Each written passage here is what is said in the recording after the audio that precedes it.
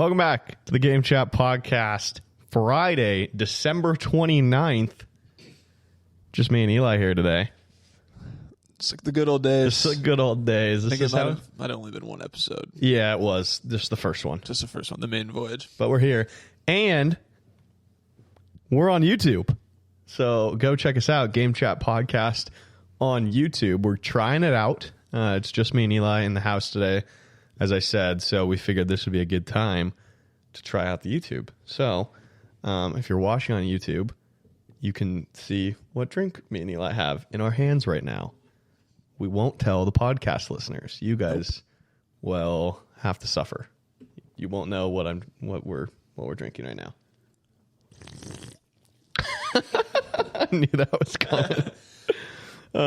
So go check us out, subscribe, leave us a comment. Maybe we'll probably respond. Probably. Can't think of a reason why we wouldn't. Yeah, not doing much else. No. So yeah. Give it a like. Can you like YouTube videos? Yeah. Yeah. Hey, also, congrats to Eli. He's graduated. I'm graduated. I'm a free man. You are. This is you did it. I did it. I don't have to do anything else ever. Your entire life. Yeah, this is it. Congrats. Thanks. Yeah, you came, you conquered, and you're still here. Still here. I'm alive. You didn't leave. Yeah, made it on the other end. Yeah. Well done. Thanks. It's just great to be here. Yeah. So we took a few weeks off. It's always a bummer the way that just our schedule lines up for at least the podcast, because we watch football all season together and do the podcast all season together. And then like right when it gets good, it's the same thing with like fantasy football. Like the fantasy football championships are the last couple weeks of the calendar year. And that's when we all, at least us roommates, all go home and go to separate locations. And it's like, dang, that's a bummer. We didn't get to watch the fantasy championships together. We didn't get to like discuss the most important NFL games of the regular season together. Like, it's just kind of a bummer. But yeah, it does always line up like that. I remember it was the year I won. It was just my second year of playing fantasy, and I was at home in the basement alone watching Alvin Kamara score like 70 points against my team. And I'd nenever felt so like lonely and yeah, no, like, totally. I was just like, this is the worst. I was like, I'm like, oh my gosh. Then you came back and won. I came back and won. I'm not going to go through it, but that was the nuttiest fantasy football team. No, go through it. You had Josh Allen. I had Josh Allen. I had Stephon Diggs, Devontae Adams, Dalvin Cook. I can't remember who my RB2 I think fluctuated, but in the championship I played Myles Gaskin, and it was Myles Gaskin. That's right. It was hilarious because I basically traded straight up with Matthew, Myles Gaskin for Tyler Lockett, and I played Matthew, and we both played Tyler Lockett and Myles Gaskin. I think Lockett had like 10 or 12. Myles Gaskin had 33. Nice. Yeah, and I put up over 200 in the championship. It was wild. I was after the first game, I was favored like 2%. It was like he basically technically won, and then Josh Allen, Stephon Diggs had like 3 touchdowns, and Devontae Adams just was Devontae Adams. Yeah. That was the wildest season. I think I got lucky with a couple trades that year as well. That was just everything came together. Brought it home. But all I'd say is I watched all those along. Right. Made up for the Mike Boone incident the year before. Yeah. We won't get into that. No.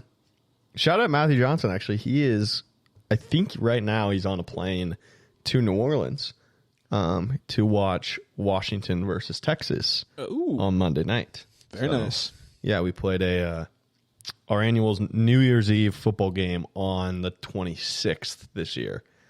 And Matthew Johnson was there. So we were talking about it. Matthew Johnson had a touchdown. Oh. Yeah. Matty J.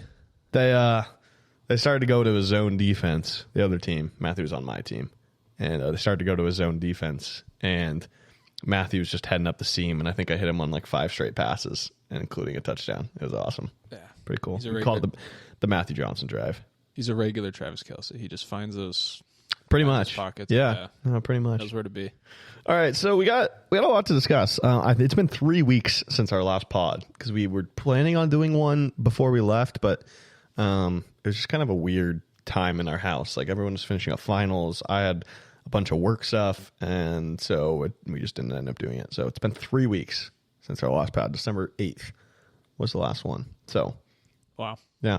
So we're going to discuss some playoff stuff, some college football playoff. We're going to discuss all the big games, kind of where we're standing right now in the NFL. But first, I want to start with Russell Wilson. I think that's the big piece of news in the NFL right now is Russell Wilson is benched with a chance for the Broncos to still go to the playoffs. He is benched for the last 2 games of the season. Jarrett Stidham is going to be their starting quarterback, which, if you remember, I think we talked about it on the pod back in like March. They signed Jarrett Stidham to like a pretty decent backup quarterback salary. I think it was like $5 million a year or something, which is significant enough that it was like, okay, this is something. They didn't just sign like a minimum contract. They gave him some money, and he will start the last 2 games of the season, which are against the Chargers and the Raiders. Like some pretty easy games for the Broncos to possibly win, and you would think 9-8 would have a good shot at getting into the playoffs in the AFC. But they bench Russell Wilson, and then it comes out that they're going to cut Russell Wilson in March. Eli, do you have like kind of the breakdown of the numbers? I remember you sent it I just pulled it up on Spot Rack, Yeah. which is generally what we use when we talk about contracts and things. And it's laid out pretty clearly, but it's still, some of the language is still a little confusing to me. But it's like this season his dead cap is $107 million, and the next season it's $85 million. And so I think if they cut him in March, I think the dead cap would be that 2024 dead cap of $85 million. His cap hit next year is 35, and so I think they basically are losing 50 million. I think because instead of paying him 35, I think they take like an $85 million dive. But he is like that following year, 2025, his cap hits 55, and then 58, 53, 54. So like for a year or two, it's probably really going to suck because they're not going to have any cap room and it's going nowhere. right. I think like in the long run, they get to avoid his like Godzilla contract that they gave him. It is wild that this is all he has not started the contract that the Broncos gave him once they traded for him. Really? Yeah. So this is all this year's the end of his Seattle contract. Wow. So he gets all the guaranteed money that he had. So I think it's a $90 million about is how much Russ will get from the Broncos because that's what his guaranteed was. That's wild. He also has, what it says here is in 2026 there's a potential out. Again, 161 million. I don't know what that is, but then it says 31 million dead cap. So I think whatever team he's on, if the contract remains the same, 2026, it's like they can cut him and only pay 30 million or something like that. It's cap stuff and contract stuff is still like a little confusing, but I think basically boiling it down is if they cut him in March, it's going to really cost them on the front end. Right. Like a lot. And I don't know. I don't have the actual team pulled up. I don't know what their cap hit situation is. Like they might go way over the cap limit just by cutting him. I'm not sure. Yeah, I think that Cortland Sutton, Justin Simmons, it looks like they pay as well. Garrett Bowles has a decent contract at $17 million. Cortland and Justin Simmons are both 18. So yeah, they're in trouble. they're in trouble. Yeah. What I just don't understand about this move is I feel like with what this franchise has been going through for the last several years, I feel like it's more important to please your fan base and try to make it to the playoffs than go back into a really sticky situation with money and then relying on Jarrett Stidham to start the next season. And because I think they surprised people this year. And I don't know how much of that was Sean Payton, but like they're starting to look like not a bad team. Like they have some nice pieces on defense, and Russ has been able to at least kind of put it together, and like they haven't looked terrible. And I mean, they have a winning record, yeah, or they're almost 7-8, yeah. 7-8, yeah. They're close. I think a big part of it. I think Russ and Sean Payton just didn't like each other. I think they didn't like each other at all. So I think that might have played. I think that played a pretty big factor. Actually, I think that's probably the number one factor. And that would make sense because then the front office is looking at, all right, we're looking better the last few weeks. You know, what's changed? It's Sean Payton. It's the same team as last season. And so I could see them, I guess knowing that, I could see them saying like, all right, hey, we'd rather have Sean Payton. Yeah. Get rid of Russ. I think that's what they chose. And I think they're probably banking that if Sean Payton finds a guy that's willing to work with him more than Russ was, or like they're going to be able to go out and get a quarterback, probably not pay for one, but like they're going to be able to sign a quarterback for at least that Sean gets to choose for a small amount of money. I think that's kind of what they're banking on. So it's very interesting. I mean, that Russell Wilson trade, now that they cut him, is one of the most lopsided trades in NFL history. Yeah.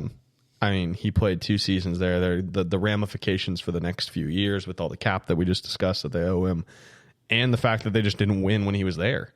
Like, I mean, even if Jarrett Stidham, even if they go to the playoffs this year, that's not like that'll be Jarrett Stidham that won in the last 2 games and it is going to play for them in the playoffs. So, yeah, it's wild. And then there's a lot of questions about where Russ is going next. I mean, there's so many teams that need a quarterback this offseason, so it's really hard to pick even a couple teams at this point to like discuss where he wants to go. I mean, like the Falcons, the Raiders, the Saints, the Steelers, the Patriots, like so many teams that are being thrown out of where Russell Wilson, back to the Seahawks is another one. So I don't know. I don't really feel like that would be a great conversation to have right now. It's like, oh, where do we think Russell Wilson's going to go? Because there's so many teams that need a quarterback right now. So Commanders, I know, is another one that has been thrown out there too. Like, I don't know. We'll see.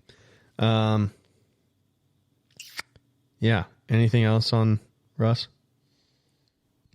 I don't think so. All right. I figured we'd touch a little bit on our Dynasty Fantasy Football League because we talked about that a lot in the off season. So, Reed Morgan versus Matthew Duffy is our championship game. I'll read off the lineups just for the listeners really quick. So Matthew Duffy, Matthew Stafford, Austin Eckler, Jahmyr Gibbs, Jamar Chase, Trey McBride, David Montgomery, Taylor Heineke is in his Superflex. And he also started Amari Cooper, which was just a big bummer. Tough look over there. And then Reed Morgan has Baker Mayfield, who's been just a stud, Christian McCaffrey, Alvin Kamara, Mike Evans, Cooper Kupp, George Kittle, Deebo Samuel, Justin Fields. Reed's got a really good team. Yeah, Reed's got a great team. It was gonna be probably a pretty close game. Matthew Duffy was 7-7 and snuck into the playoffs. Reed has had one of the best teams all year. Matthew had 200 points less than Cole, but was 7-7 and Cole was 6-8. And then Matthew played Brandon, who had a bad week in the first round of the playoffs, and then he had Amari Cooper go off for 50 points and beat Anthony, and just a massive bummer for Anthony to lose in the semifinals. Anthony has Jalen Hurts, Dak Prescott, Puka Nacua, TJ Hawkinson, Tyreek Hill, CeeDee Lamb, James Cook, Bijan. Like, his team is so good, and they lose in the quarterfinals. I was talking to Anthony when I was at home, and he was like, I don't know what am I supposed to do? Yeah, it's nothing. That's just real tough. It's real tough to go at it. I mean, he put up 137 points, and Matthew put up 155 with 51 of them coming from Amari Cooper. So I made it to the semis. Lost to Reed last week. Reed put up 150. It was a bummer of a week for Sam Laporta and Jared Goff to not do anything. They combined, I think the week in the quarterfinals, they combined for like 55 points, and they combined for 20 in the semifinals. And I was like, I'm not going to win a game if they don't have a big game together. So, Okay. Let's do, before we get into NFL, I want to talk a little bit college football playoff. Again, we're recording this on Friday the 29th. So huge football weekend, which is awesome. I think tonight there's let's see. Yeah, there's one New Year's Six bowl. I think it's the first one, Missouri versus Ohio State, which actually will be semi-entertaining because Ohio State's quarterback is like Kyle McCord, their starter all year, is transferring. So I'm interested to kind of see what Ohio State looks like tonight. But then tomorrow on Saturday, a couple of big bowl games. Georgia versus Florida State should be a good one in the Orange Bowl. Detroit Lions versus Dallas Cowboys are Saturday night. Sunday, obviously NFL all day, and then Monday is the college football playoff semifinals. The first one is the Rose Bowl. It is Alabama at Michigan. That's at 3 p.m. Mountain Time. Eli, do you have a pick in this game? Michigan is favored by 1.5, and the over under I believe is 44.5. I know you're not the biggest college football guy, but what are your thoughts? I honestly have no idea because I was under the impression that Alabama wasn't having like a normal Alabama season, and then the last couple games that I've watched them play, like they've looked pretty good. And so like I have no idea what kind of Alabama team's going to go out there. Yeah, I got no idea. I kind of like Michigan in this. I think they're I like the way they play football. They strike me as kind of the hard defense, tough running kind of team. And I feel like if you just don't let Alabama have any like crazy plays or anything like that, I think they can handle them. I'll go here. So I think I'm with you. I like Michigan in this game. I have not been a fan of Alabama this year. I'm not really impressed with Jalen Milroe in the games I've watched him. Everyone, the big talk is like, okay, it's Alabama, obviously, which that's hard to argue. If you're just going to say, okay, it's Alabama, it's like, yeah, they are Alabama. They have not gone 3 years without winning a national championship since Nick Saban was the head coach. Like, he has won a national championship at least every 3 years. That's insane. And they haven't won one in 3 years. So history tells us Alabama's going to win the national championship. They did beat who I thought was the best team in the country all season in Georgia last game. That was 5 weeks ago now. But I have not been impressed with Jalen Milroe the entire season. I don't think he's a good quarterback. He is a good athlete, but I think I just don't think he's going to make enough plays to win them this game. I don't think this is as strong of an Alabama team as it's been. And again, everyone's talking about them beating Georgia and forgets that they struggled with Auburn the week before. They needed a miracle 4th and 37 to win that game. So I'll take Michigan minus the points. Another interesting stat, the over-under is 44.5. Since the college football era started in 2015, it was January 1st, 2015 was the first game of the college football playoff semifinals. It was Oregon and Florida State in the Rose Bowl. Since then, all Rose Bowl games have gone over 50 points combined for at least, except for Alabama Notre Dame, which was a semifinal game in COVID. It was like there was only 18,000 people there. It was 31-14, which is 45 points, so still goes over. And that game was actually played in the Cotton Bowl because that was when California was still weird. There's no one allowed, so they didn't have any games at the Rose Bowl. So that was the Rose Bowl game at the Cotton Bowl Stadium. So all the games since 2015 in the Rose Bowl have gone over 50 points, and most of them not even close. Like 2 years ago, Utah-Ohio State was 45-48. There's been some 54-48 games in there, 52-49, 59-20. Like the Rose Bowl is a high-scoring track. So my bets are Michigan and the over in that game. Okay. The second semifinal game, 6:45 Mountain Time. Number 3 Texas, number 2 Washington. Washington is 4.5 point underdogs to Texas. I really like Washington in this game. Washington's been counted out all year. They did not play great football for sure for like a month. They had a stretch in like October where they after they beat Oregon, they barely survive a bad Arizona State team. They barely survive a bad Stanford team. They struggled defensively against USC, close game against Utah, close game against Oregon State, very close game against Washington State that they probably shouldn't have been close in. But then they beat Oregon in the rematch in the Pac-12 championship. And they were massive underdogs in that Oregon game.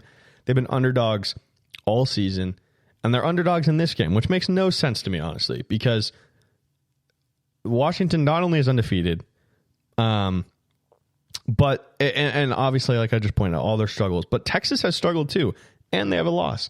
They lost to Oklahoma, and then they play a close game against Houston the next week. They barely beat Kansas State. They beat TCU, TCU was awful this year, by 3 points. That TCU team lost to Colorado at the beginning of the season. And like, I don't know, Texas has just kind of been coasting along, and I think they're just favored because of the name, and people just don't seem to respect Washington, and all the talk is on Texas and their big D line, and I don't know. Washington's O-line won the award for best O-line in the country, so I'm like, okay, if there's a team that can stop this Texas D line, it's going to be Washington. They're the best O-line in the country. Penix just never gets sacked. And the weak spot of the Texas team is the secondary. Guess what the best part of Washington's team is? The receivers. Like, I don't know how... I don't know. Every breakdown I hear of this game is just like, oh, well, Texas's D-line is going to be the key to this game. And it's like, okay, but Washington's O-line will at least be able to like, they're not going to get crushed. And then the weak point on Texas's team is facing the strong point of Washington's. Washington's defense doesn't get enough credit either. I don't know. I think... 4.5 is insanely disrespectful. So I love the plus 4.5, and the Washington money line is honestly a great bet too. So I'm very high on Washington. Yeah, I'm on Washington. I'm not as high on Washington as you are, I don't think, but like I really like Texas's team, but yeah, it's almost the fact that Washington they're undefeated, number 2 ranked, and they're 4-point underdogs. Like that's kind of how it's been, I feel like, for a while. Is like when they played Oregon. What was the line when second time they played Oregon? It was like 8 or... I think it was like 9, 10.5. Yeah, which is wild. And then they won. Like, it's just... They were underdogs against Oregon State, too. Yeah, like I almost feel like whoever's making these lines wants Washington to win, because they're like, the second that we make them like favored in a big game, they're going to lose. I don't know. That's probably not true. But it's just, yeah, they're underdogs, and they've been underdogs for a while, and they keep proving everyone wrong. And I think what I saw against Oregon the second time they played was, like they can destroy teams with the deep ball with those receivers, but they can also, I mean, the receivers are good route runners as well. Like they can dink and dunk their way up a field. And yeah. I can't remember the name of the running back, but like Dylan Johnson. He's a stud. Yeah, like they have a multi-dimensional offense. Like they can adjust, they can make adjustments. Penix is a good enough quarterback to where he's not just like a gunslinger shooting it down the field. Like he can make smaller technical passes. Like they can make an adjustment, and they can play against different types of defenses, I think. And so I think it's, that being said, I think it's a close game. I really like Quinn Ewers, and I think he's an absolute stud. So I don't think it's a blowout either way, but yeah, for the fact that Washington's underdogs, I think they're probably the better team coming in this game. Yeah. I put a future on them to win. They're plus 720 to win the championship with this Final Four, and I think all 4 of these teams are pretty even. So I like that as well. So either way, I hope all these games are going to be fun. This is, in my opinion, I think maybe even since the first college football playoff, where Ohio State won with their backup quarterback, and it was Jameis Winston versus Mariota was the semifinal. Like, I think this has been the most even matchups in a college football playoff, and probably the most excited I've been to watch it. Like, I think these are like must-watch college football games. There's pros everywhere, great quarterbacks. Like, it's going to be fun.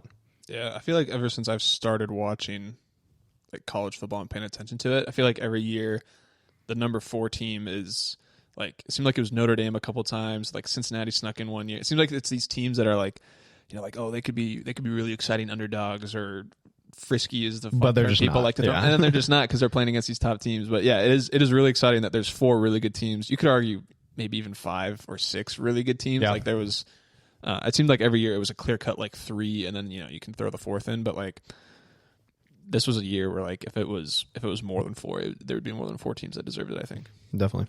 Yeah. So those should be fun to watch. We'll talk about the results of those next week and preview the national championship game because the national championship's on the 8th. All right, let's do some NFL. We'll start with. I kind of want to start with the current playoff picture and just kind of discuss some of the teams, and we can go into last week's games and preview this week's games, and then we'll do our picks at the end. So the current playoff picture. Let's start with the AFC. Baltimore has the number 1 seed right now. They've clinched a playoff spot. The Dolphins have the 2 seed. They have clinched a playoff spot as well at 11-4. Kansas City is a 3 seed. Jacksonville 4. Cleveland clinched a playoff spot last night. They're 11-5. And then Buffalo in the 6th.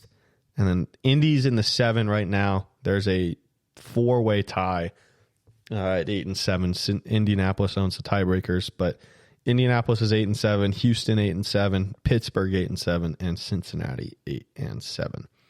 And then Vegas and Denver are still alive at 7-8. So let's start. So Baltimore would have a bye right now. Miami would play Indianapolis, Kansas City, Buffalo, Jacksonville, Cleveland. Getting a Kansas City Buffalo rematch in the first round of the playoffs would be electric. Yeah, personally, I'm all for that. Yeah. I think that'd be so exciting. I think we can kind of talk about last week's games while we jump into this, and I want to start with the Ravens because they deserve to be the first team we talk about. They are 12-3. They play the Dolphins this week, which is essentially for the 1 seed. The winner of that game has a very good shot at getting the 1 seed. It's actually very interesting if the Dolphins lose that game. So if they win, the Dolphins would have the inside track at the 1 seed over the Ravens because they would have the same record and the tiebreaker. If the Dolphins lose, the Dolphins then play the Bills next week.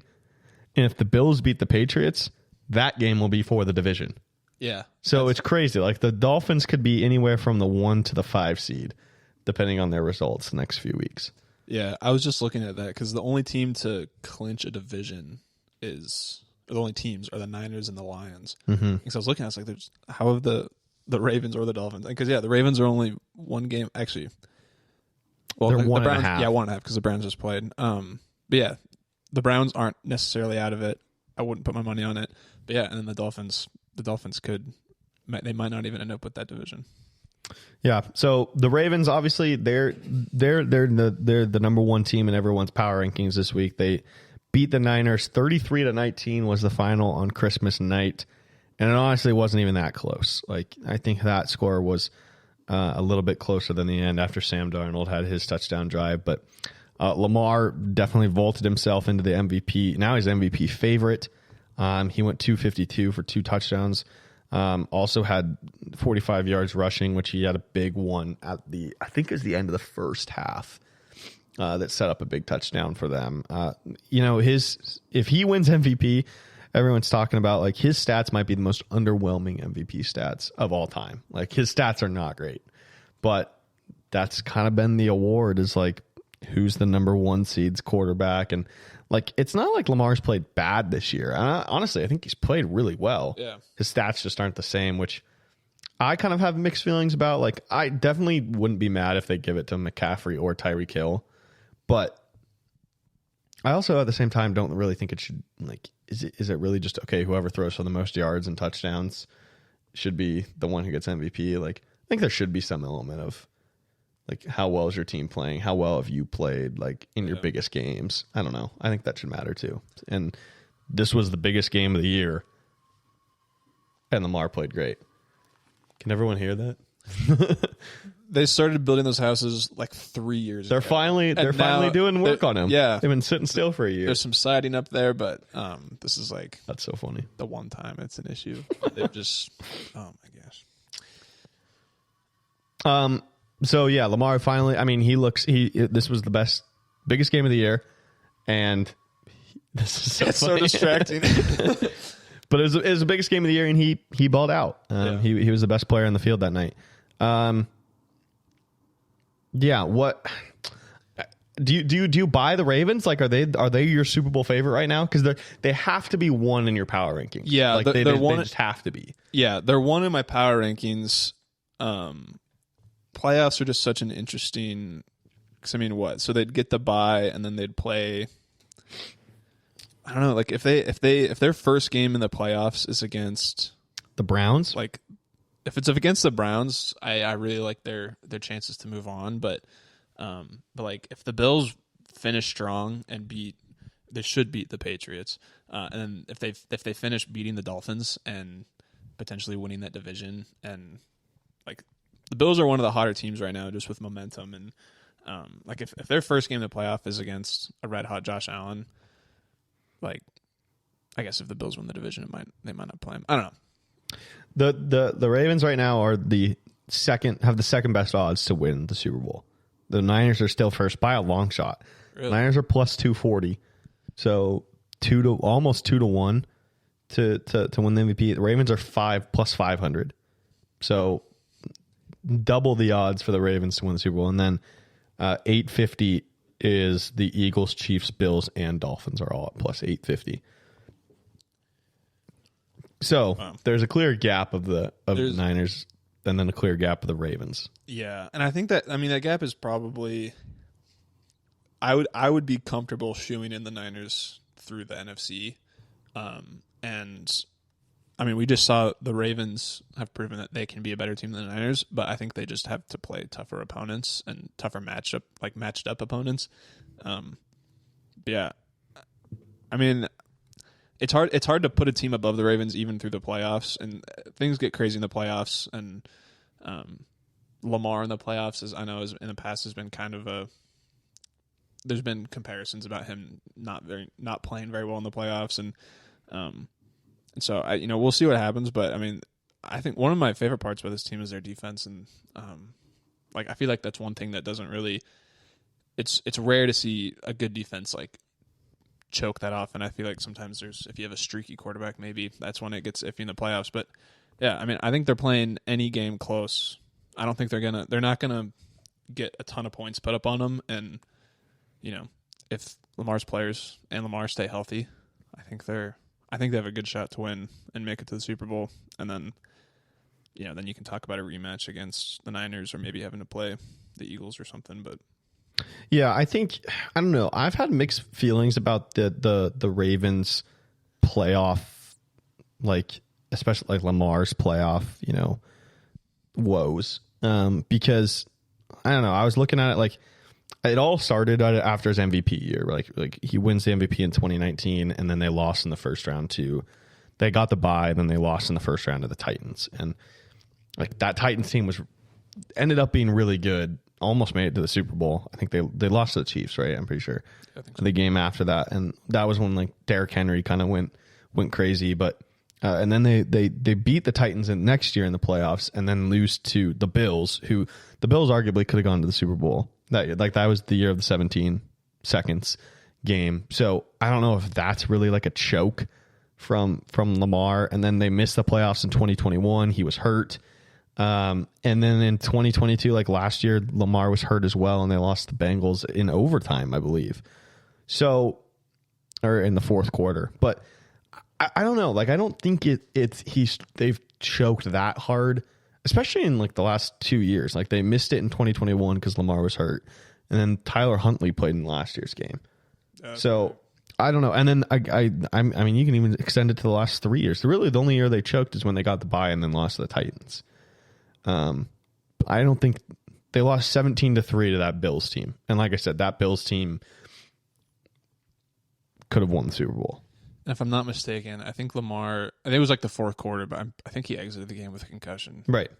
So I don't know. I think that's kind of the narrative, and like you're right. Like that's going to be what people are going to dock against the Ravens, and the NFC, the AFC looks at least a little bit more even than the NFC. But that's what I thought before this game. Like, I didn't really give them much of a shot to beat the Niners, and they handled them pretty well. So I don't know. I think Cole was definitely, like, I think we should give Cole some props. He's been on the Ravens he was on them all of last year, and then Lamar got hurt, and it's kind of like, well, that's a bummer. But he was on them all this year too. I think he predicted them to win the Super Bowl, and they're definitely the favorites right now. I think a lot of people are also like, oh, I don't know if they have the running game to do it, and like the running backs, and I'm like, I don't really think that matters a I ton. don't think it matters. They never needed a star running back to have a solid run game. No, totally. And if Lamar's healthy, this is, I think, the Super Bowl favorite right now. Yeah, I think you're right. On the other side, that's a very tough loss for the Niners. I think the thing I was most surprised about in this game was that they didn't give McCaffrey the ball more. He had 14 carries for 103 yards. He's averaging 7.4 yards a carry. I don't know if that's a little bit of like gamesmanship. Like, okay, the Ravens kind of took the lead. Like, we need to conserve McCaffrey. Like, we don't really have a chance. That is kind of the Niners' weakness. It's like, if you get down, you can't really just keep feeding McCaffrey the ball, because this is what we were worried about the Niners, right? Like, Yeah. This is what their concern has been all year. Like, when you get down, or when you get into a team that is similar skill set as you guys, can you come from behind? Can you keep up with them like that? And this is the first game this year when they're fully healthy that they didn't look like the best team, basically in football. Yeah. So I don't know. It definitely did feel good as a Brock Purdy truther, I guess. I don't know. I'm not a Brock Purdy believer. I don't even know what to think of it. Like, I don't hate him. I think that's where I'm like, I don't think he's. You think he's overhyped? Yeah, very. Yeah, I think he's over. I think a lot of people are starting to catch on and think that he's overhyped. It's tough because I think he's good. I just don't think he's special. Yeah, I don't even think he's that good. I think that's where yeah. Anyways, continue. Because I think, any of these quarterbacks that we've seen play for a while that we, kind of consensus can say, like, okay, these guys are elite. These guys are really good. They have something special. Like, it's it's rare that you would see them throw 3 first-half picks. You'd maybe see it from Josh Allen. But a lot of times if you see one of those quarterbacks do it, they'll find a way to at least kind of claw their way back. And it just kind of seemed like they gave the ball a few times, got down big, and then there's just like nothing they could do. And a lot of that, I think, has to do with who you have at quarterback. Because this whole, like, I think having an okay quarterback and not having a really good quarterback, but having just really good tools around him, like, that works great when you have the freedom to just do whatever you want. But then when it's like, okay, we have to make some big plays, it's like, well, that's kind of when you need a quarterback making your big plays, not just like, let's craft this crazy play and we'll have Deebo Samuel run for 70 yards or whatever. Like, it's just hard to do that when you're down. And I think that's all quarterback. And like you've been saying, and I kind of like we've been saying all season, is like, yeah, if this team gets down, they're in a really tough spot. And I think that's all quarterback play. And Brock Purdy can get them into the playoffs. I still think they can win the Super Bowl. Yeah, they still can, but they're the favorites. Like, I think it's definitely they're probably my favorite to win the Super Bowl right now still. Yeah, and I mean, I'd honestly, now that we're talking about it, I think they would almost be my second favorite behind the Ravens. I think the Niners, I'd almost put money on them to make the Super Bowl no matter what. Like, right. I think they're going to walk through the NFC. But I mean, even then, I guess if they play a team that knows, I mean, I think everyone knows, it's not a secret that it's like, okay, Brock Purdy isn't a Patrick Mahomes. Like, if he gets down big, he's probably not going to be able to sling together like a 17-second drive to win the game at the end in overtime or something. It's, but yeah, I mean, that's kind of what you need. I feel like, winning the Super Bowl, I feel like is harder. We've seen them do this, like with Jimmy G when they went and they played against the Niners, like they had, or the Chiefs, like they had a really good playoff. They had that one game Mostert had like 200 rushing yards or something like that. Like they were looking really good. Their defense was great, and they even had the lead. And then they played against Patrick Mahomes, who is the kind of guy who can, if he's down big, even he can put something together and pull him out of it. And it's just, yeah, I think the playoffs is a different animal. And I think winning playoff games is going to be easy for them, but I think overcoming any sort of adversity or going as far as winning the Super Bowl, I think is like a step up from kind of where they're at. Yeah, for sure. Miami Dolphins, as we mentioned, are the 2 seed right now. Chance to be the 1 seed, also chance they lose the division. But a massive, massive win for them on Sunday against the Dallas Cowboys. They went 20-22. I was impressed with their defense most of the game, and then they come down the field with the drive to kick the field goal and win the game when they needed to. They went to Tyreek Hill, which is what you're supposed to do in this situation. I think they lost Waddle for looks like the remainder of the regular season. I think that's probably the smart move for the Dolphins to kind of sit him for the rest of the season if he's got a chance to be healthy for the playoffs. But man, that was a huge win. This was, I think Big Cat was calling it the fraud bowl. Like whoever lost this game between the Cowboys and Dolphins, like hasn't really beat any good teams. And this was a big win for the Dolphins to prove that they can kind of win a little bit of a grittier game. Not just up and down the field, whoever can score, whoever has the ball last, like really, really big win for them. And, like Tyreek's stats, he had 9 catches for 99 yards. The play when they went to him on 3rd down on the last drive of the game, like that's why should be in the MVP conversation as well as McCaffrey.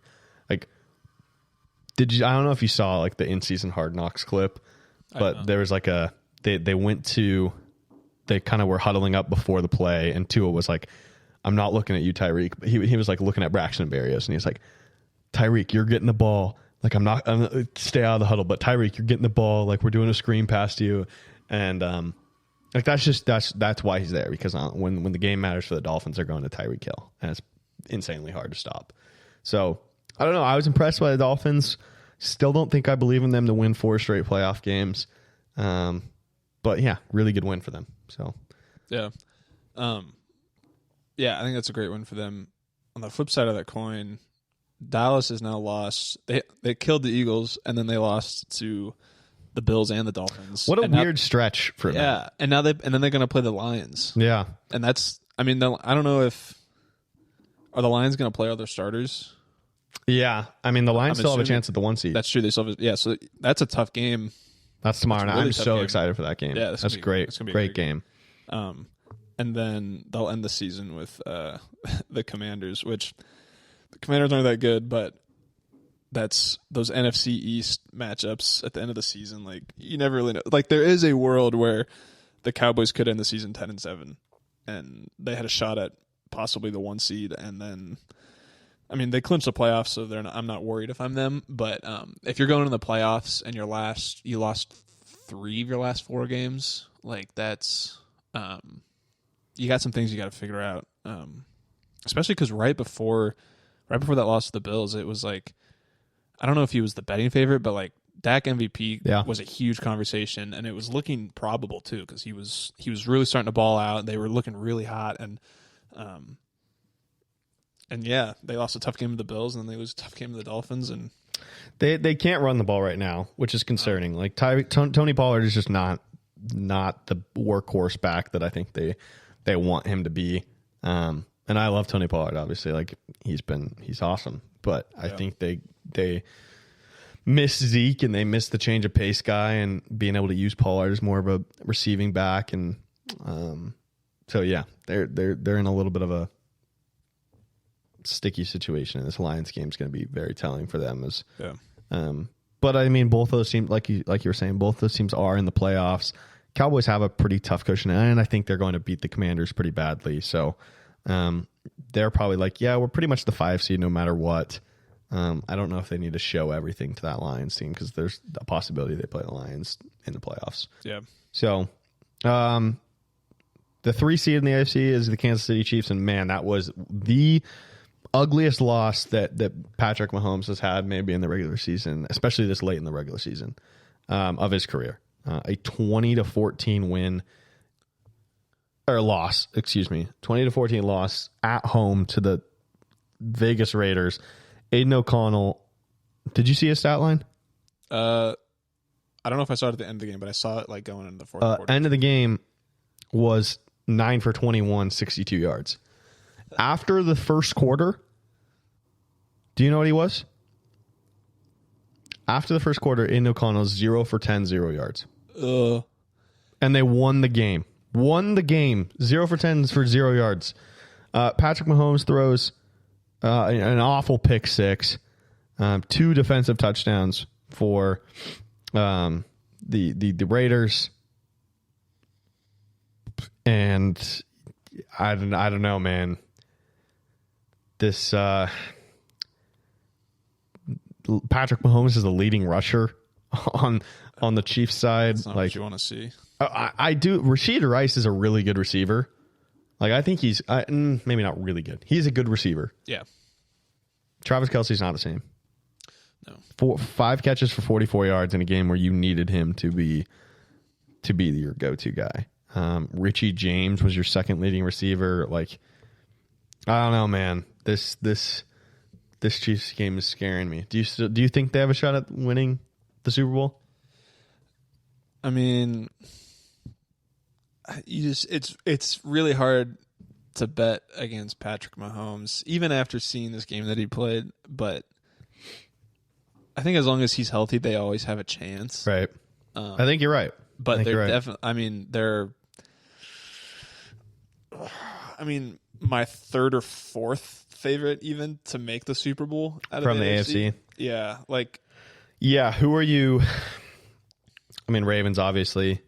I mean, Ravens, and then I honestly... Okay, I think Dolphins for sure. I think Dolphins. I think Bills. I think Bills. I think maybe even the Browns. I'm not even kidding. The Browns... I mean, I don't hate it because, I mean, watching this Chiefs offense struggle against the Raiders defense, if facing the Browns in the playoffs, if the Browns can hold the Chiefs to like 20 points... I mean, Joe Flacco just scored 37. Yeah. Like... Yeah, against the Jets, who's a good defense. They've been one of the best defenses against. They've been one of the best like air defenses this season, and yeah, that's. I don't know. I think it's a grim look right now for the Chiefs for sure. Yeah, it's tough. Jaguars are 8-7. They are reeling, man. They do not look good. They lose. This is their 4th loss in a row. They lose a 30-12 game against the Tampa Bay Buccaneers. Very uncompetitive. Like they looked bad. They get the Panthers and then the Titans these last 2 weeks. So they should bounce back. But I mean, CJ Stroud hasn't played for the last couple games, and Gardner Minshew's been playing for the Colts, and it's a 3-way tie in that division with 2 games to go. So. I don't know, man. The Jaguars are struggling. I don't count them. I wouldn't count on them to win any of these any playoff games. We just touched on the Browns. They look. Joe Flacco looks really good. I don't know, man. They've won 4 in a row. They look like a really dangerous team. They're definitely a sleeper team. In the playoffs, and then as you mentioned, I think the Bills aren't even a sleeper team anymore. They're playing really good football. They're 9-6. You got to win this Patriots game. Yeah, we can't. You got to win it, and you got to win it by a lot. We can't lose again to the Patriots. That just can't happen. No, that would take away a lot of my confidence in them. Yeah, and it'll be a tough game. I think Belichick's licking his chops right now. He'd love nothing more than to just take another game from the Bills.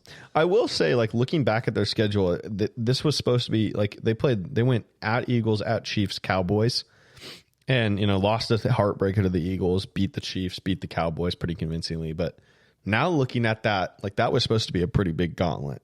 Now looking at that, you're like, Chiefs don't look too good. Cowboys don't look too good. The Eagles don't look too good. Like, I don't know. That was a very impressive stretch. But I mean, before the Bills game, like, the Eagles were... No, like, totally. I think it was since the Bills game that the Eagles have started to not look that good. Totally, but... Because the Chiefs, the Eagles had that one loss to the Jets, and then they beat the Cowboys, then the Chiefs, and then they barely beat the Bills, and then they get 3 losses right after that. Right. But I more just think like, I think after talking about all these other teams, it's like, I think it's just further proof that I think the Niners and the Ravens are the best two teams. It's like not even close. Yeah. And even though we just saw them play, like I could easily see a way that that game flips and the Niners take control early and win the game. So, yeah, and then Texans and Steelers and Bengals are still right there too. So we'll see. The Colts the Colts need to beat the Panthers this week, and then they get the Texans, which that game could be for a playoff spot week 17, or week 18, which would be cool. Yeah, seeing CJ Stroud's back, so hopefully the Texans look a little bit better. What a bummer that they've had the past couple weeks after looking like they might waltz into a playoff spot. They've lost, 2 out of the last 3 out of the last 5. So yeah, they play the Titans this week. They need to get back on track if they want to shot the playoffs. Yeah, they would be a fun team to watch in the playoffs. They would be. It's a real shame because Tank Dell's not coming back, right?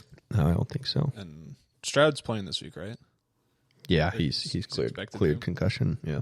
Yeah. They regardless, it'd still be a fun team to watch. It's just a bummer that Tank Dell's not going to be in there. In the NFC, the Niners are currently the 1 seed. They own the tiebreaker over the Eagles and the Lions right now, who are the 2 and 3 seed. Eagles, we just talked about the Niners a lot. Eagles finally get back on track with the win after losing 3 straight. And it was not a good win. Pretty ugly 33-25 win over the Giants. Luckily for them, they played the Cardinals and then the Giants the last 2 weeks. So I don't know. You hope you get back on track with those 2 games, and if you lose one of them, it's a nightmare. I did want to touch on like the Seahawks beating the Eagles on Monday Night Football with Drew Lock was electric. What a massive, massive win for the Seahawks that was. Biggest game of the season for sure. We had lost 4 in a row against pretty good teams like Rams, who the Rams look really good now. The Rams do look kind of good. We lost 4 in a row and 5 out of 6. And you lose to the Rams, a game that you should have won.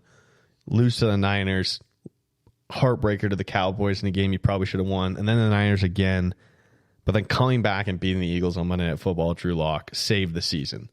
And now you play the Titans, and now you control your own destiny with the Steelers and the Cardinals the last 2 weeks. If you win both of those, you're in the playoffs no matter what. If you win one of them, you're probably in the playoffs too.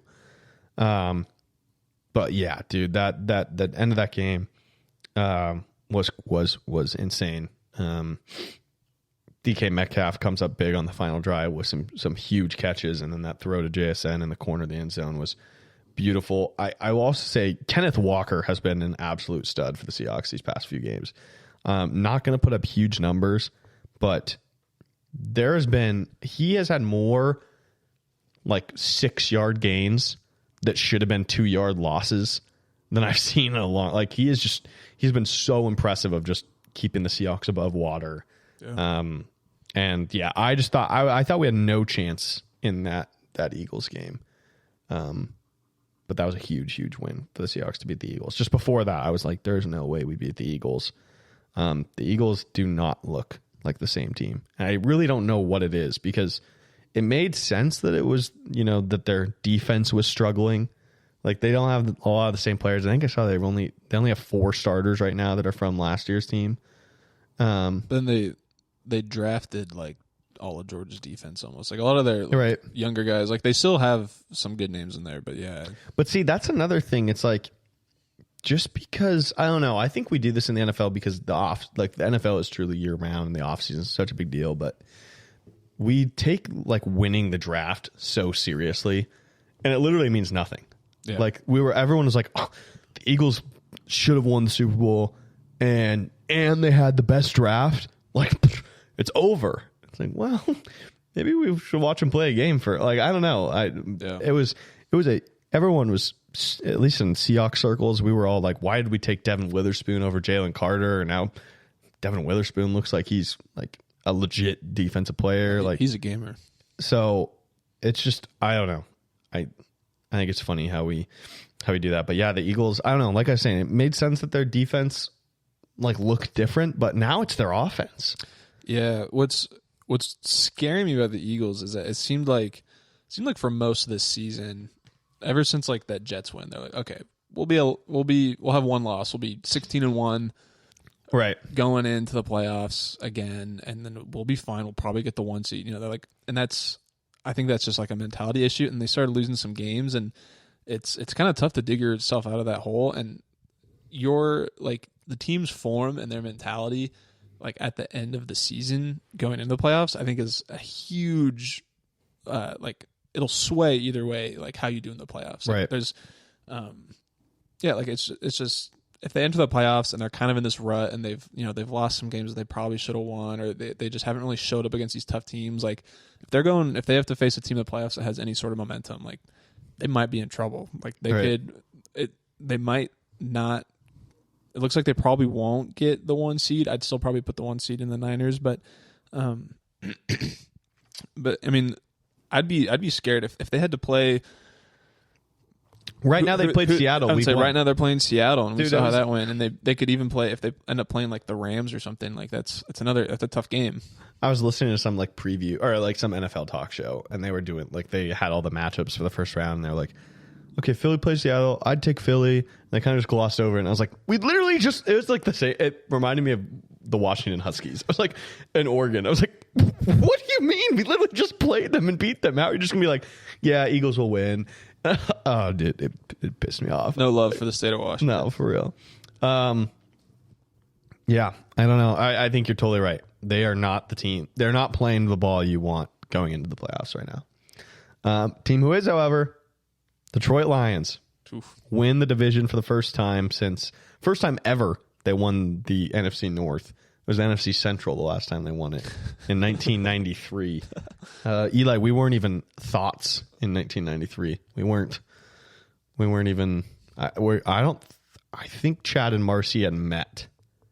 Yeah, but they weren't married. Yeah, Rob and Amy hadn't. Yeah, I don't think they had met yet. Yeah. So the Detroit Lions win the division. We talked about them. They're playing the Cowboys this week, which would be a great game. But man, props to them.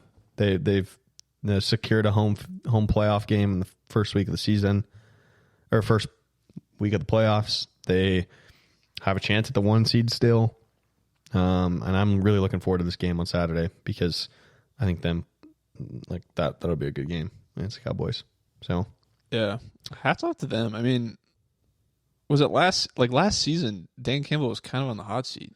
Right? Yeah, they were like 1-6 to start the season or something. Yeah. He's done such an unbelievable job. Yeah, and same with Goff, dude. We were watching The Herd right before we started recording, and they had a blind resume of Jared Goff, and he's like top 5 in almost every stat this year for quarterbacks. And yeah, he's not elite. He's not great, but he kind of had this reputation of being like a bad quarterback or like a mid quarterback. And he's a good starter, and you can win games with him. So I've been impressed. They had so much hype going into this year. I thought it was such a recipe for a letdown. But man, they're 11-4. I mean, that's insane. They're 11-4, and they have a shot at the 1 seed. The Buccaneers look like they have taken control over the NFC South. Man, props to them. They've won 4 games in a row, beating some pretty good teams too. Like beat the Falcons on the road in a tough divisional game, beat the Packers in Lambeau, and then beat the Jaguars. Impressive wins. Baker Mayfield looks awesome. He's another one pretty similar to Goff, who like Baker kind of counted out. Obviously, he's not. I don't think he's elite. But if he had a rough season, like there was a shot he could get benched totally in the season. Like totally. he was a bench candidate, and now he's leading his team to win their division. I think both of those, like Baker and Jared Goff, are both like Goff's done it for a little bit longer, but they're both like starters in the National Football League and have proven they've proven it. Yeah, go to the playoffs. The Buccaneers do play the Saints this week. That we'll get to into the picks, but that's going to be a tough one for them. Like that's a divisional game. Saints are backs against the wall. They lose this, they go home. And these games are always tough. I know. Like you never really know what's going to happen with Bucs Saints. And how many times have we talked about the Saints like blowing it up after this year? You know that they know that that's a possibility if they lose this game. Like they don't make the playoffs. They're all playing for their jobs. Dennis Allen's playing for his job. All those players playing for their jobs. Yeah. Derek Carr playing for his job. Yeah. All of them. All of them except maybe Chris Olave. Right. How many of those guys are going to stay on the team if they lose the next two? Yeah. So that should be a good one. But the Buccaneers definitely look like I think I put out a poll yesterday on the Game Chat Instagram, which is GameChat.podcast. Yeah, GameChat.podcast. Thank you. Of like teams that could win sleeper teams that could win a playoff game. Buccaneers were on there. I was like, yeah, I definitely think the Buccaneers could win a playoff game. Rams, we kind of touched on them a little bit. They beat the Saints last week on Thursday Night Football. Looked really good. They've looked great since they beat the Seahawks, past 6 weeks. Beat the Seahawks, beat the Cardinals, beat the Browns pretty badly. Played the most competitive game the Ravens have played in the past couple months. Lost on 31-37. And they beat the Commanders and beat the Saints. They're getting hot at the right time. Yeah, I think this is a team that, like, looking over the season, you kind of like, okay, they didn't have Kupp for a while, and then he came back, and then Kyron Williams was looking really good. Then they lost him for a little while, and so, like, it's kind of like all the pieces are coming together at the right time. And, like, I don't know too much. I can't say too much about their defense just because I don't know other than Aaron Donald, and I don't know if he's having a good season or not. But their offense, they can, if they get some momentum, they can work their way up the field all game long. And like Nakua and Cooper Kupp, just I feel like they're so hard to defend. And then Kyron Williams having an insane season. He's already 1,000-yard rusher, and he missed 4 games or 3 games. That's insane. He's second in yards per game on the season, or third in yards per game on the season, behind McCaffrey and Tyreek Hill. Yeah, and that's Kyron Williams. He's having such a good year. Yeah, he's having a crazy year. I think if it wasn't for like Puka Nacua kind of not necessarily coming out of nowhere, but basically we're like, all right, when Cooper's gone, like who's this number 1 receiver? And we're like, dude, Nacua's kind of a baller. And then even when Cooper Kupp's back, he still has some good games. And I think it's Kyron Williams has somehow been like a little bit overshadowed, but yeah, he's having an insane season. And then Matthew Stafford, just having a veteran back there who just knows what to do and having playmakers around him, like that's especially someone who's been to they won that Super Bowl, right? Yeah. Having a Super Bowl champ, fairly recent Super Bowl champ heading into the playoffs with some momentum is I think that's a good place to be. Like if you're the Rams, I think you're kind of liking your chances as an underdog in some of these games. I looked back at our over-unders that we did with Matthew and Brandon before the season, and I think Matthew was the only one that went over on the Rams. What was the over-under? It was like 6.5. Oh, wow. I know. And they're already at 8 with 2 games to go. I was like, dang. They proved me wrong because I did not believe in this Rams team at the beginning of the year. Neither. Stafford, man, he is in a tier above Goff and Baker. Like, I think so too. He's playing really well, and you touched on that. Like, Puka is insane. Like every week, he's balling out, and their defense. Like, I don't know. Aaron Donald still has 14 tackles for loss. Like, what the heck? He's still doing it. He almost retired. I know. He's got 14 tackles for loss. It's crazy. And then the Seahawks at the 7th seed. Like I said, they control their own destiny. Pick up a huge win against the Eagles on Monday Night Football. Then they survived last week against the Titans. That Titans game was a little bit concerning. But at the same time, like, when you win those big games, the next game is always the tough. Like, that's the toughest. An emotional win to keep your season alive. And then you go on the road to play a well-coached team in the Titans. With a backup quarterback who has something to prove because he wants to keep his job in the NFL. So I was happy with just to come away with a win. Play the Steelers this week, which is like these next 2 games, Steelers and Cardinals are pretty much must wins because you have you have 4 teams sitting at 7 and 8. You have the Vikings, the Falcons, the Panthers, or the Packers and the Saints. Yeah. And then one of the Packers and the Vikings is winning this week because they play each other. So you basically just have to keep winning, and you're in. So, any other? We just went through every playoff team, every playoff which is fun. That was a blast. Do you have any other thoughts before we move on? Playoff thoughts, not really. One thing I just realized. So Seattle's 8-7, and in the division they're 1-4, and so like, Dang. having a winning record and then losing a lot of divisional games I think it's pretty impressive, and I think it goes to show that I think they can be better than what their record says, just because, especially in a tough division. I mean, it looks like 3 NFC West teams are going to make the playoffs. Yeah. Not a year I expected that. No, Either. no. Yeah. I mean, I think, they have a winning record, and I think some of those losses are just sort of like they're just tough by nature because of their divisional. And yeah, I didn't realize they were 1-4 in the division. Dude, side note, I was just monitoring this. There was a bowl game that kicked off at 10 a.m. this morning. It was a Clemson in Kentucky. Oh yeah, and dude, I've just been betting overs on all these college football bowl games, and they hit like crazy. I don't know what's going on, but like the over for it was 44 for Clemson, Kentucky, and it's 27-28. I was like, like last night I did over. It was over like 58.5 between Arizona and Oklahoma, 62. I was cash that. Like I've just been betting overs in college football bowl games. It's electric. Oh, the Clemson's up 30-28. 30-20. I'm telling you people, it's free money. When we were talking about college, half an hour ago, I don't know. I saw that game, and Kentucky was up 21-10. Yeah, Clemson has 20 points in the fourth quarter. Really quickly, let's rank. So we have. Let's do it. How do we want to do this? Do we want to rank teams straight up, or do we want to look at the odds in each division? Let's do that. Let's do AFC. Oh, they don't even have them on FanDuel. Nope, they do. So best bet for the AFC to win the AFC. Best bet to win the NFC. Okay. Okay.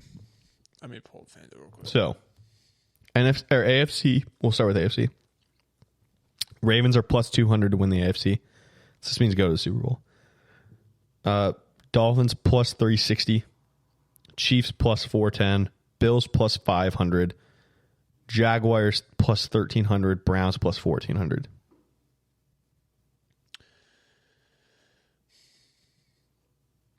It's okay to say the Bills. I know. I'm really tempted. I'm trying to pull it up, and I'm having trouble for some reason. I mean, we talked about this a little bit. I like the Browns of those odds because they're higher than Jacksonville. Yeah. And I definitely believe in the Browns more than Jaguars right now. So plus 1,400. I mean, that's 10 wins, $140. Yeah. Pretty solid. Yeah. I mean, having 11 wins and being plus 1,400 is kind of crazy. Yeah, that's why obviously the inner Josh Allen fan in me wanted to say Bills, but I wanted to look at the numbers because I knew that there was going to be some higher odds. Because honestly, I mean, like Ravens, Dolphins, Chiefs, especially the Chiefs. Like I don't know if I'd want to put money on any of those because like it's just with the AFC, like it's so tough. It's just so tough to predict. I don't hate the Bills. Plus 500. So I don't hate the Bills either. And then, yeah, Browns at 1,400. I feel like their team is structured to like, they're almost structured to win playoff games. Yeah. Like they have an experienced quarterback and like just an insane defense. And like they could keep some teams low and just put up a few touchdowns each game and kind of steamroll their way through the playoffs. But I think my favorite's between the two because you took the Browns. I'm going to take the Bills. Yeah, that's why I'm taking them. Yeah. Gotcha. NFC, 49ers are even money. They're plus 100. Eagles are plus 380. Cowboys plus 500. Lions plus 750. And then Rams plus 3,000. Buccaneers and Seahawks are plus 3,500. Honestly, I mean, I'm on two opposite sides of the spectrum. Like, I almost think the 49ers is safe money. But at the same time, like, Rams plus 3,000. I knew you were going to say that. Yeah. I don't like Tampa Bay is at plus 3,500, but the Rams, like, I don't think they have a Super Bowl team, but like I feel like at any given week, even against some of these tough teams, they could put up a lot of points. Yeah, I bet the Niners at the beginning of the season to win the NFC at plus 400 or something. So yeah, I'm obviously at plus 100. I'm like, I don't know. Yeah, plus 100 is super low, but I have a hard time seeing a lot of these teams beating them. I think if you're going to, like, the Lions right now looks good because if they beat the Cowboys this week, that goes down drastically. Like, they probably switch and maybe they probably go to like plus 400 instead of plus 750. So I don't know. I think if you like the Lions, this is the time to do it. Whereas if the Cowboys win, I don't think the Cowboys jumps that much. Yeah. So I think they still be behind the Eagles. Maybe not, but I don't know. The Cowboys would they get the tiebreaker over the Eagles? I don't know how it would work because they split, right? Yeah. So yeah, I don't know the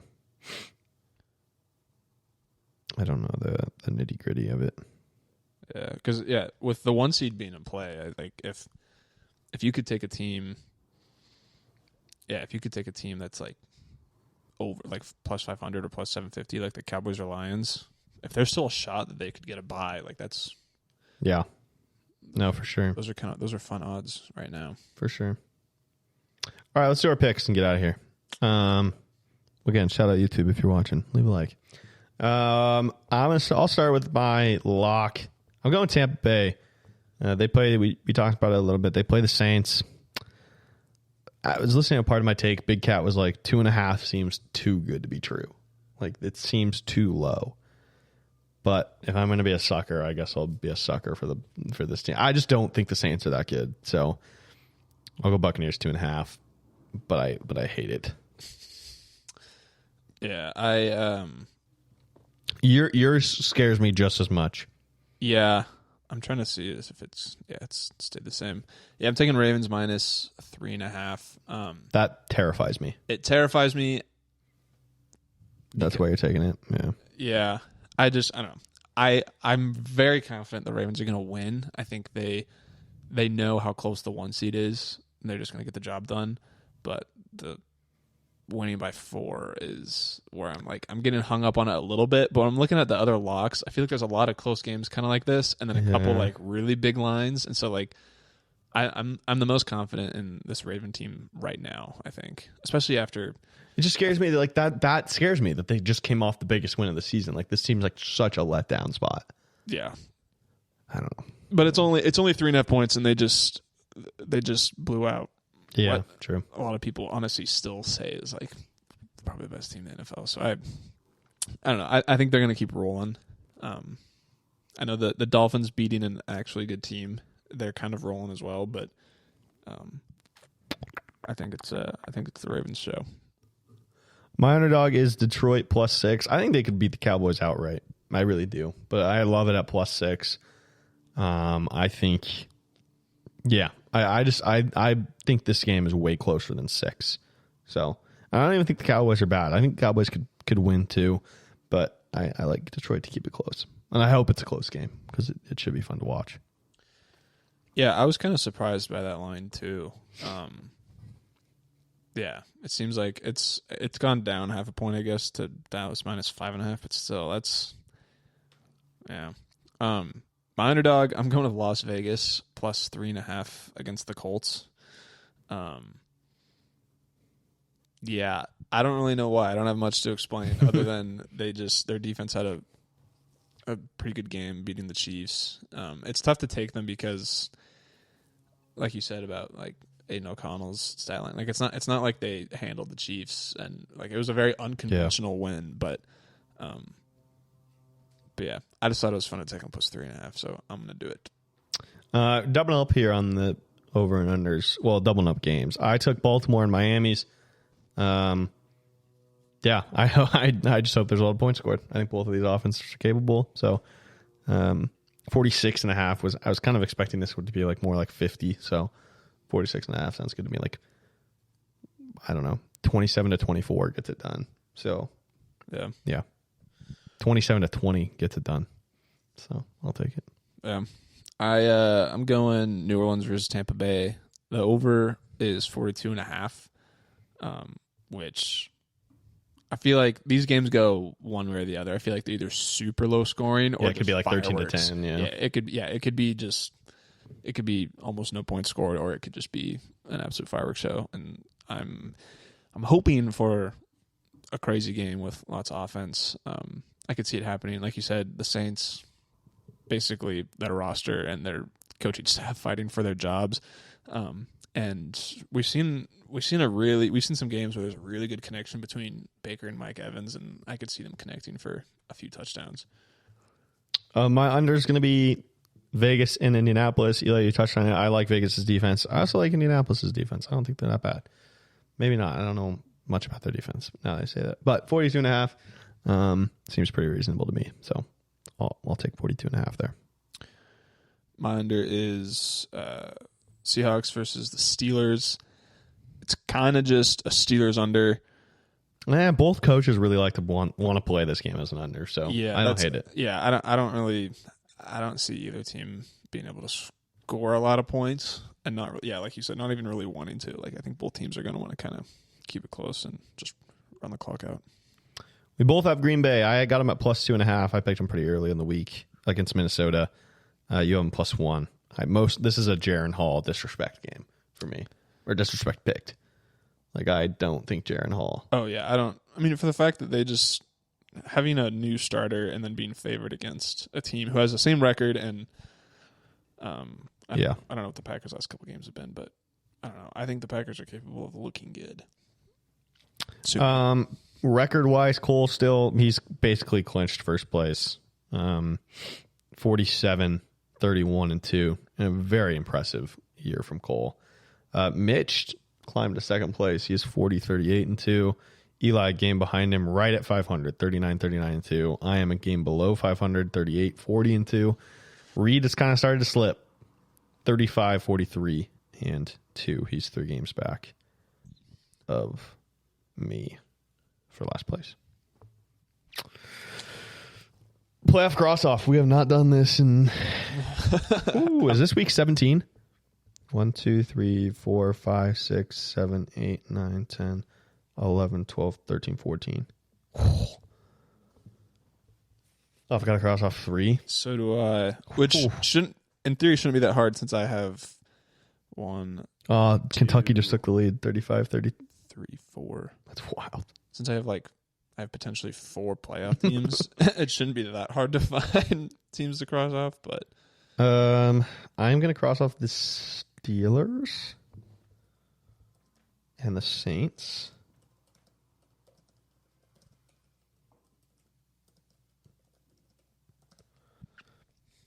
And the Falcons. I think I'm going to do Saints Steelers as well. What does the rest of the AFC look like?